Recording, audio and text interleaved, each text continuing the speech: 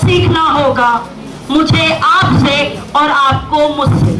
कुछ तो ऐसा होगा जो मैं आपको बता पाऊंगी और कुछ तो ऐसा होगा जो आप मुझे सिखा पाएंगे। अब बात करते हैं कि यहाँ पर हम एक बड़े संगठन के निर्माण हेतु यहाँ पर उपस्थित हुए हैं और यहाँ पर काफी सारे बड़े लोगों का, ऐसे लोग जो अपने आप में एक बड़ी संस्था है, जिन लोगों का नाम पदों के लिए उपस्थित हुआ वह अपने आप में एक बड़ी संस्था है और उन संस्थाओं के भी जो बड़ी बड़ी संस्थाओं के जो जनक रहे हैं वो हमारे सामने यहाँ पर उपस्थित हैं। पीछे थोड़ा पीछे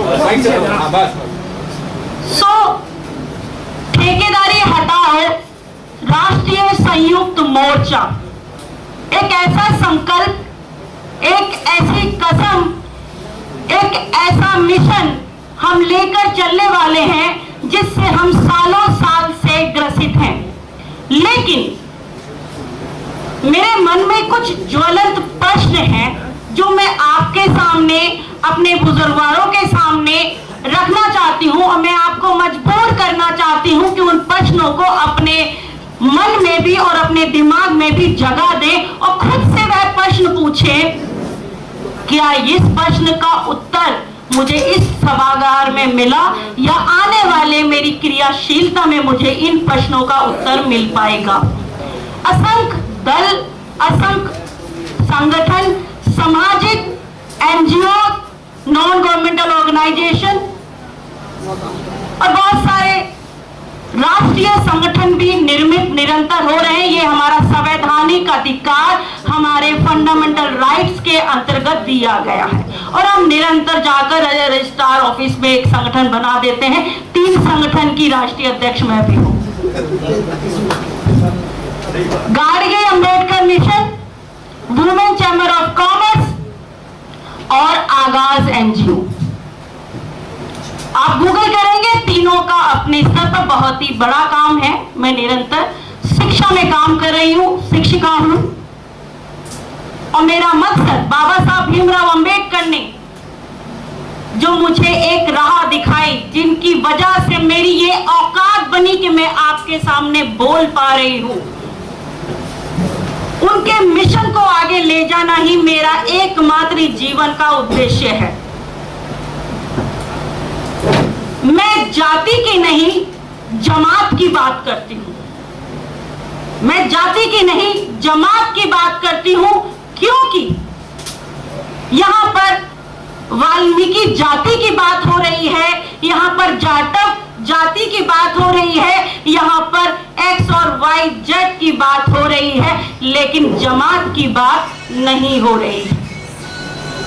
हमें 75 साल हो गए स्वतंत्र हुए। क्या है स्वतंत्रता? लोकतंत्र, सब इस शब्द से वाकिफ हैं। लोकतंत्र, जनता का शासन जनता के लिए, जनता के द्वारा, एक मूल भाव है। आपने यदा कदा कहीं पर भी सुना अवश्य होगा। सभी लोग पढ़े हुए और लिखे हुए लोग यहाँ पर उपस्थित हैं। यदि अगर मैं अभी कपिल भाई साहब के साथ भी, कपिल वर्मन जी के साथ भी बैठी, हम लोग कई बातों पे चर्चा कर रहे थे कि आखिर हम ठेकेदारी हटाने की बात कर रहे हैं और ये मूल जड़ है राजतंत्र की तरफ जाने की, क्योंकि ठेकेदारी रहेगी, निजीकरण होगा और निजीकरण के बाद पूंजीवाद की स्थापना होगी और पूंजीवाद राजतंत्र को जन्म देगा। और हम, वो राजतंत्र आने वाला है, लेकिन हम वर्तमान में भी भेड़ बकरी की तरह हमने किसी को राजा मान लिया है और हम सालों साल से उसको अपना राजा मान रहे हैं। तो अप्रत्यक्ष रूप से आप गुलाम हैं, कल भी गुलाम थे, आज भी गुलाम हैं और आने वाले 70 सालों तक भी तब तक गुलाम रहेंगे यदि आज आप अपने मस्तिष्क से लोकतंत्र के अर्थ को वास्तविक अपने जीवन में नहीं ढालेंगे। फंडामेंटल राइट, बाबा साहब भीमराव अंबेडकर के संविधान की बात सभी करते हैं। कितने लोग यहाँ पर उपस्थित हैं, उन्होंने पुस्तिका बड़ा वाला संविधान की बात नहीं कर रही हूँ। फंडामेंटल राइट, मौलिक अधिकार 6 हैं। उन 6 अधिकारों के बारे में कोई खड़ा होकर यहाँ इस सभागार में खड़े होकर बताए कि कौन कौन से फंडामेंटल राइट हैं, कौन कौन से मौलिक अधिकार हैं। कोई एक, यहाँ पे सभी पढ़े लिखे लोग, एडवोकेट सब लोग बैठे हुए हैं। एडवोकेट का तो काम है फंडामेंटल राइट पे काम करना, तो उनको तो पता होगा, लेकिन आपको और मुझे पता होना चाहिए। और जब आपको और मुझे पता होगा तो जसवंत जैसे मेरे भाई को हम बता पाएंगे और उसके संघर्ष को, उसके अंदर आग बहुत है, हम उसकी आग को सही वास्तव में इस्तेमाल करेंगे। यदि उस आग को चाहे तो हम पूरा समाज जला सकते हैं, और चाहे तो उस आग से हम एक नया निर्माण कर सकते हैं। और ये आग हमारे युवा पीढ़ी में बहुत लगी हुई है और उनको सही दिशा नहीं मिल रही है। हमारा युवा यहाँ नहीं है, हमारी महिलाएं संख्या में कम है यहाँ पर। और जब तक 50% महिलाओं की भागीदारी आपके साथ कंधे से कंधा लगाकर नहीं होगी, जितने बंधु यहाँ पर बैठे हैं, जितने विवाहित हैं, उनकी बहन है, उनके घर में है, जब तक हम उन्हें स्वतंत्रता नहीं देंगे, उन्हें समय नहीं देंगे, उन्हें स्थान नहीं देंगे, संभवतः आप अपने कोई भी आंदोलन कर लीजिए, वो सफल नहीं होगा, वो कतई सफल नहीं होगा। क्योंकि हमें उनको शिक्षित करना है, हमें उन्हें उन उद्देश्यों को प्राप्त करने के लिए लेकर जाना है जो उद्देश्य हम चाहते हैं। मेरे कुछ ज्वलंत प्रश्न मैंने आपके समक्ष रखे थे। पहला ये कि संगठन को हमें एक स्ट्रक्चर, एक ढांचा क्या है, उसका प्रारूप सभी के समक्ष एक होना चाहिए, जिससे पता चले कि हमारी रणनीति क्या है। मैं ऐसा मानती हूं कि हमें ठेकेदारी हटाओ जो संयुक्त मोर्चा बना है, उसके अंतर्गत बहुत डीसी कपिल भाई साहब मतलब ये 6 महीने से काम नहीं कर रहे हैं, मैं इनको सालों साल से जानती हूँ। और इनके अंतर्गत जो चीज एक स्ट्रक्चर जो पहले से है वो सिर्फ अब क्रियान्वित होना शुरू हुआ है। Structure everything is available, but फिर भी रूपरेखा अत्यंत आवश्यक है। हमें पता होना चाहिए कि जो हमारे बंधु काम हमारे ही लोग कर रहे हैं, लेकिन वो गुलाम बनकर काम हमारे ही लोग कर रहे हैं, लेकिन उन्हें तनख्वाह पूरी नहीं मिल रही है। सरकारी नौकरियों की यदि हम बात करें तो क्या सभी को सरकारी नौकरी मिल सकती है? कितने % सरकारी नौकरी है? जानकारी के अनुसार 3% और निर्वर्तमान में 1%। अब 1%, 99% क्या करोगे? 99% क्या करोगे? तो 1% को सरकारी, और क्या जो किसान है या जो एमसीडी में काम कर रहा है बंदा या कोई धुलाई कर रहा है, मुझे एक चीज से थोड़ा सा मैं कई बार एक जगह पे मतलब सोचा लेकिन कहा नहीं, लेकिन मैं यहाँ पर एक बात जरूर कहना चाहूंगी।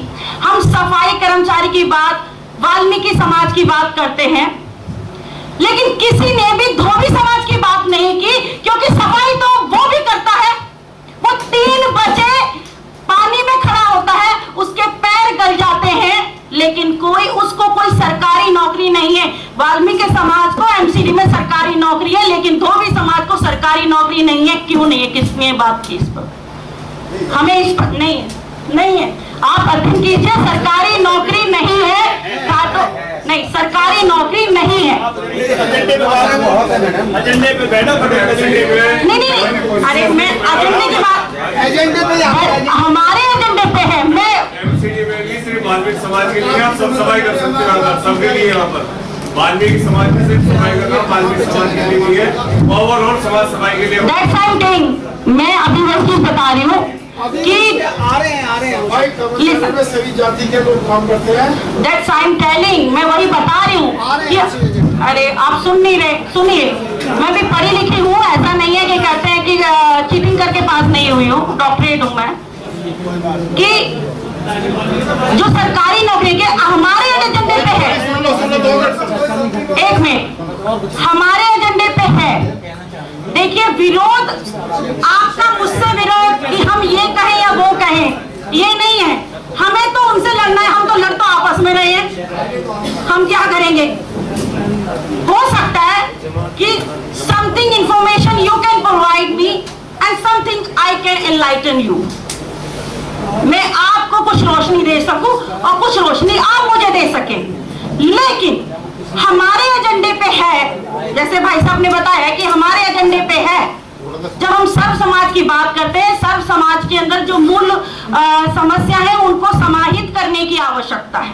तो हम जब यहाँ से बात करें तो हम विशेष एक समुदाय की बात ना करें, क्योंकि हम बहुजन समाज की बात करें, सर्व समाज की बात करें और उनके हितों की बात कर रहे हैं। ये एक चीज मैं हमारे जो वक्ता नेतृत्व कर रहे हैं, मैं उनके बारे में मैं कहना चाह रही हूँ कि हम अपने एजेंडों पे उन चीज को भी सम्मिलित करें।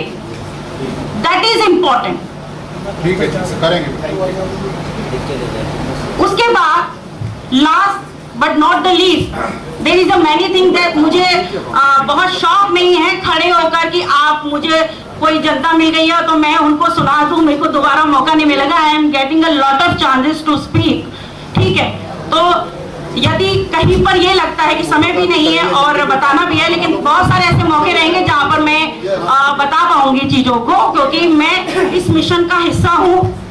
ठेकेदारी हटाओ राष्ट्रीय संयुक्त मोर्चा की पहली बैठक से, और ये निरंतर जो अनंत तक बैठक चलेंगी और जो भी कार्रवाई होगी, उस हर मूवमेंट का डॉक्टर चंद्रकांता के माथुर पहले रो में ही आपको दिखेगी कि चाहे वो आंदोलन करना हो, भाई ने लाठियां खाई है तो हम भी खाने के लिए तैयार हैं। बहुत बढ़िया।